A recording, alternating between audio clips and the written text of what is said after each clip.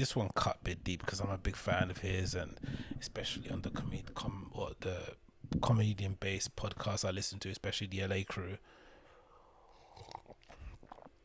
Unfortunately, one of my guys, Chris D'Elia, was trending on Twitter for the most best part of the day.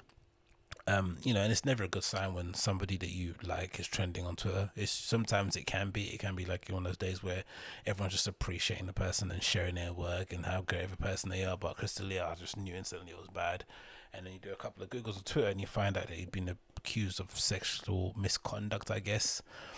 You couldn't really call it assault, but the premise of the issue is wherever he would go and do a tour, his stand-up comedy tour across the United States, he didn't inadvertently reach out to young girls. Some of them were like, just about legal, and try to solicit, encounters with them allegedly, right? What else is in those cities? Now, the issue, I guess, for this is the volume of the of the people that are coming out. I think that's the problem with it. I don't think anyone really cares that much if he's a bit of a creep and he likes to hook up with younger girls. That's what I don't know. It's weird. Don't get me wrong, because he's an older dude. He doesn't look particularly young, and I think it's another part of those things where, like, when you just like you're so because he's really private. He doesn't really talk about his relationships and or whatever, and his family. Maybe his family talks about a lot. We hear about him, how loving he is of his parents and his brother and shit, but we don't really hear about his relationships life, let's say, or his sex life, quote unquote. No, I don't want to hear it, but people in general. So I guess the issue he has as well is because he's so private about that stuff.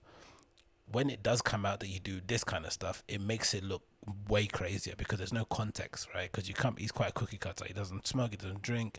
He's pretty well behaved in most respects. He doesn't say too many controversial things. You might have a spat with somebody here and there, but he's pretty above the board.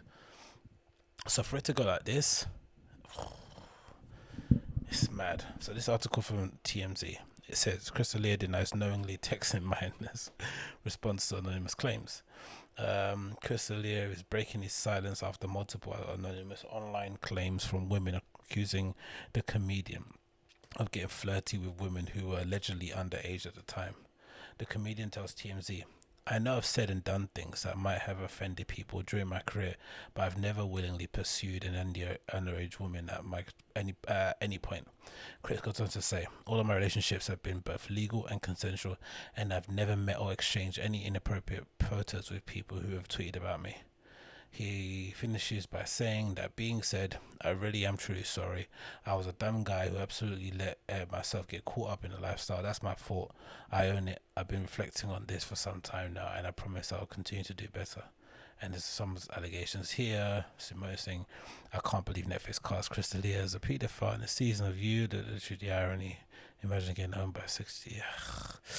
D'Elia started trending on Tuesday night after a woman named Simone Rossi started a thread showing alleged texts and email between Chris and her a few years ago when she was said she was 16. Several other anonymous allegations followed. None of the anonymous allegations mention anything about police reports filed or legal action being taken. So, yeah, it's just, I guess, again, it's all about optics in Hollywood, especially now with what's going on in society. They're always super scared about any kind of scandal anyway. So I can imagine this is probably it done for him. In terms of mainstream success, I'm assuming agents will pull away publicly, but probably stay with him privately because he's still an amazing talent. Sponsors will drop off. Podcast friends will probably dry up. He won't go on people's shows because they don't want to catch the stink of his allegations. You'll have to kind of ride it solo for a bit, keep his head down. The standard situation will arise from it. But I don't know, man. You'd hope, especially you'd hope people in this position, right? People that have a bit of clout, people that have a bit of money, people that have got some success, people who girls are obviously into would have, would just be gentlemen about hooking up with girls that are obviously into you because of your fame. I don't think there's anything wrong with it, right? These girls wanting to reach out to you.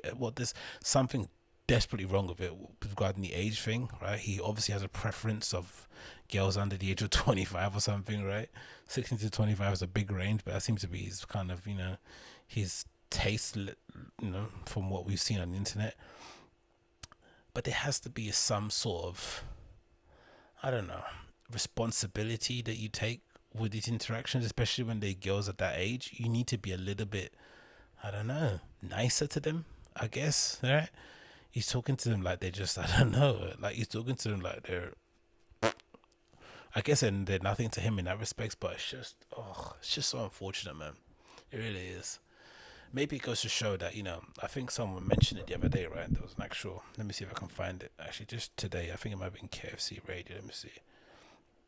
I think he mentioned it on his Twitter. KFC from Barstool Sports says something along the lines of, never trust somebody that doesn't have any vices, which is a pretty on the point analysis of the situation.